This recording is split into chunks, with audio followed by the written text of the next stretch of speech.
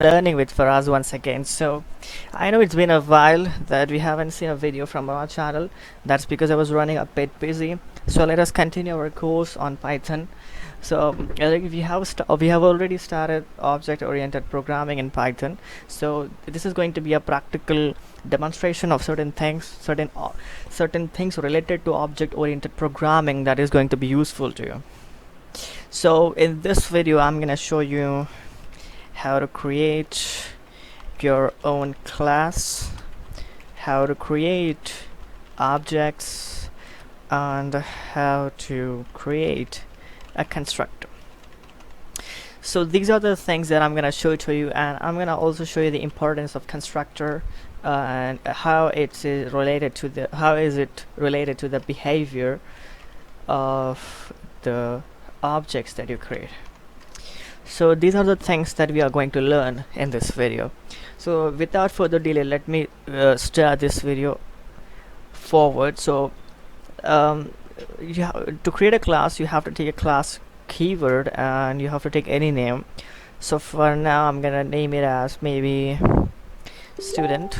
Let me just name it as student. Now remember that whenever you create a class and you put a colon there, right?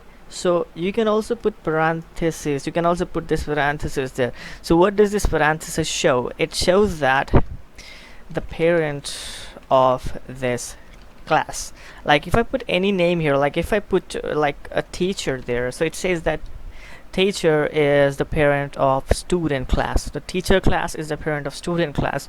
So what if I don't write anything here? So if you don't write anything here, it's gonna take the base class as its parent. So that's gonna be our objects class that I've shown in my previous video. So you don't have to define like this. You can just go ahead like this for starting. I think that part is clear. Like, you know, one more thing that I'll show you, like if I just write this code, I'm gonna get an error, that's for sure. Like I'll just say class work, anything like that. So if I just ran it, it's gonna show me an error like unexpected end of file while parsing. So why I'm doing this, I'm gonna show you that we can also create an empty class. Like I can put a pass here, and if I just run it now, it's gonna run very I have this previous code, so do not worry for that. So you can create an empty class like this and you can run it. You're gonna get your execution done fine. So that was just a fun part I'm showing you. Let me just take you to the practical part of this. So in the classes you can put data and methods. That's what I have shown you there, right? So what is data? Like data can be any kind of thing that represent a value. Like I want to put a name of a student, I can just put here like John. I can put maybe age of a student like 24. I can do anything like that. I can also put marks like that. So like this, like I can take 85 first, 85 like that. So I can, this is kind of data that I'm giving to my class. Data variables they are called as. And one more thing I can do here is I can create my own methods. So these are functionalities I'm gonna create. Like I can do maybe say hello, and for the first parameter should be self. So whenever you create methods inside the class, self is compulsory. You have to take self. The more detailed part of this self is upcoming in the next video, but I'll tell you in short what is this self. If you have studied Python, like if you have studied Java or a C language, yeah, C++, you have a keyword called as this, right? This dot, like you do that thing.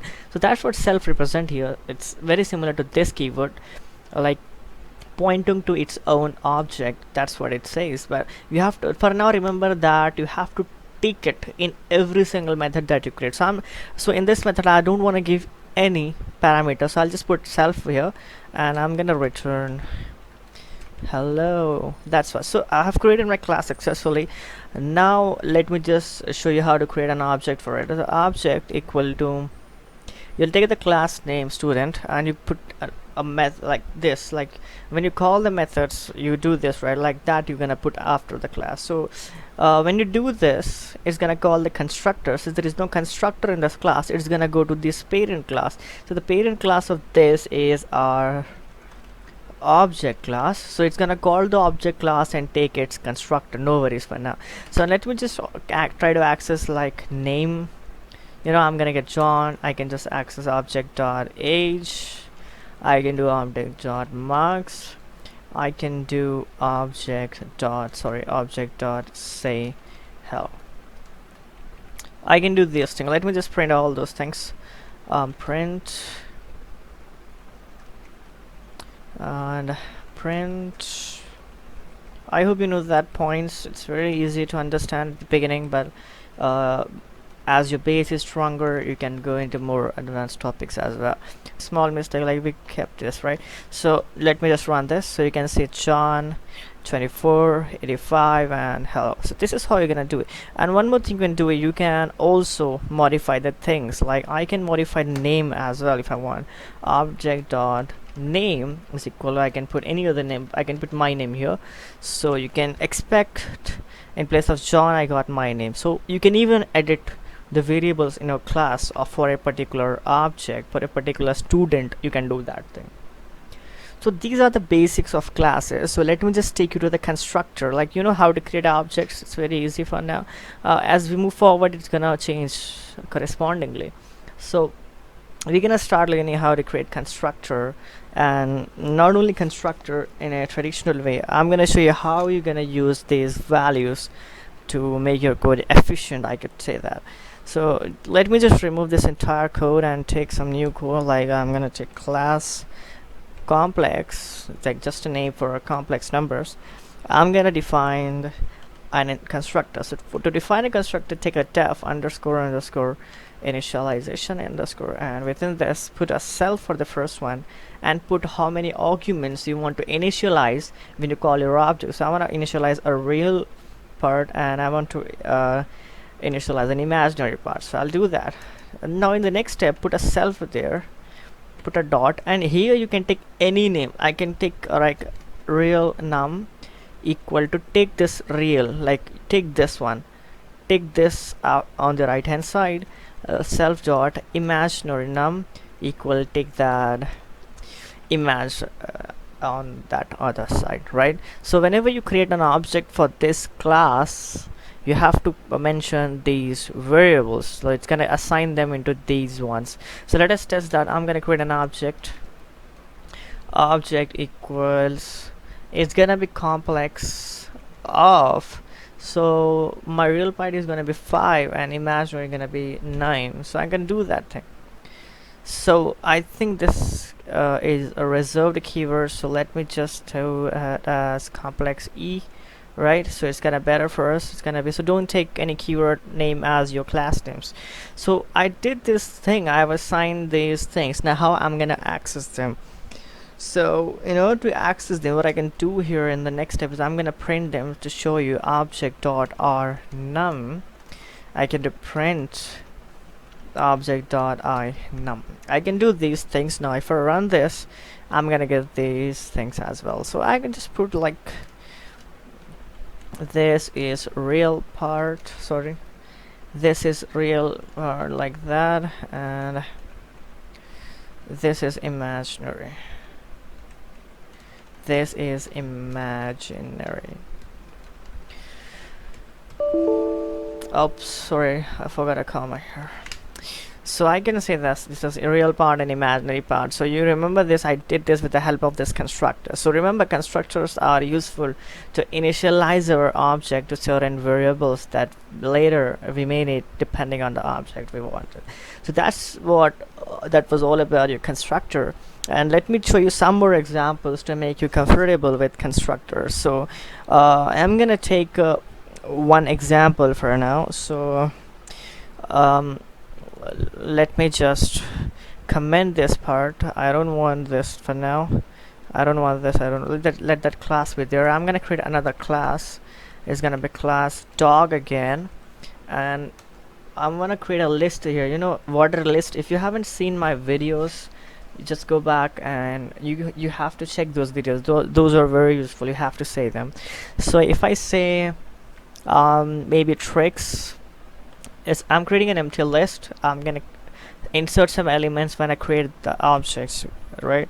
So I'm gonna create my constructor initialization. I'm gonna put my self variable. I'm gonna put name for the dog, right? So again, I'm gonna take self dot take any name. I'm gonna put real name equal name. So you know, people generally take self dot name equal name. For me that's a bit confusing, which one is this name and which one is this. To avoid this confusion, I actually don't take this. I take a different name here that is my own name, my own defined identifier, and I put this one here. That's just relevant for me. You can use that method if you want, no worries. So I'm gonna write one more method like add tricks. It's gonna add tricks into my list. So it's gonna take the first as self and second one as whatever the trick I'm gonna pass it to, right? So to add the elements, you have an append method. So if you haven't seen my video on list, please go and watch that. It's gonna be comfortable if you watch that and come here. So what I'm gonna do here is self dot trick dot append, right? Usually we have list name dot append. So since it's in a class and a method, so I have to use a self before it. So I'm gonna append trick to it, and this is going to be tricks because I have to take this name here and insert inside this list. So this is how I have created a method. So let me just create an object for it. I'm gonna create d equal to with dog.